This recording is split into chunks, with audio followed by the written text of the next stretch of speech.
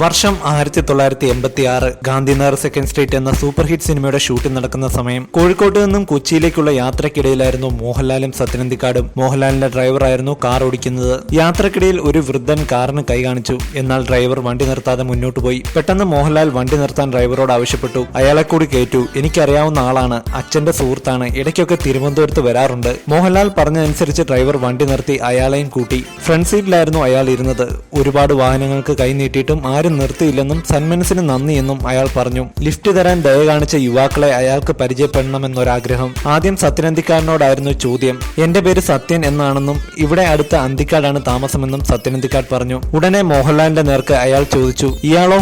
കാറിൽ കയറ്റിയത് മോഹൻലാൽ ആണെങ്കിലും ഇരുട്ടത്ത് അയാൾക്ക് മോഹൻലാലിന്റെ മുഖം വ്യക്തമാക്കാതെ ചോദിക്കുകയാണെന്ന് അവർ കരുതി. സത്യനന്ദിക്കാട് പറഞ്ഞു, ഇതാണ് മോഹൻലാൽ. മോഹൻലാലോ? എവിടാ മോഹൻലാലിന്റെ വീട് എന്ന വൃദ്ധന്റെ ചോദ്യം ഉടൻ വന്നു. ഉടനെ ലാൽ പറഞ്ഞു, തിരുവനന്തപുരത്ത്. കൂടുതൽ പരിചയപ്പെട്ടപ്പോൾ സെക്രട്ടേറിയറ്റിൽ ജോലിയുള്ള തന്റെ സുഹൃത്ത് വിശ്വനാഥൻ നായരുടെ മകനാണ് മോഹൻലാൽ എന്ന് വൃദ്ധന് മനസ്സിലായി. പക്ഷെ വൃദ്ധന്റെ അടുത്ത ചോദ്യം മോഹൻലാലിനെയും സത്യനന്ദിക്കാടിനെയും ഞെട്ടിച്ചു. എന്താണ് നിന്റെ ജോലിയെന്ന്. പെട്ടെന്ന് സത്യനന്ദിക്കാട് കാറിനുള്ളിലെ ലൈറ്റ് ഇട്ടു. മങ്ങിയ വെളിച്ചത്തിൽ ചിരിച്ച മുഖത്തോടെ മോഹൻലാൽ. എന്നിട്ടും വൃദ്ധൻ വീണ്ടും ചോദിച്ചു, അപ്പോൾ നിനക്ക് ഇതുവരെ ജോലിയൊന്നും ആയില്ലല്ലേ? നിന്റെ അച്ഛൻ വിശ്വനാഥൻ നായർ സെക്രട്ടേറിയറ്റിലല്ലേ? ചേട്ടൻ പ്യാരിലാൽ ഓസ്ട്രേലിയയിലും. എന്നിട്ടും നിനക്കൊരു ജോലി ശരിയാക്കാൻ കഴിഞ്ഞില്ല എന്ന് വെച്ചാൽ കഷ്ടമാണ്.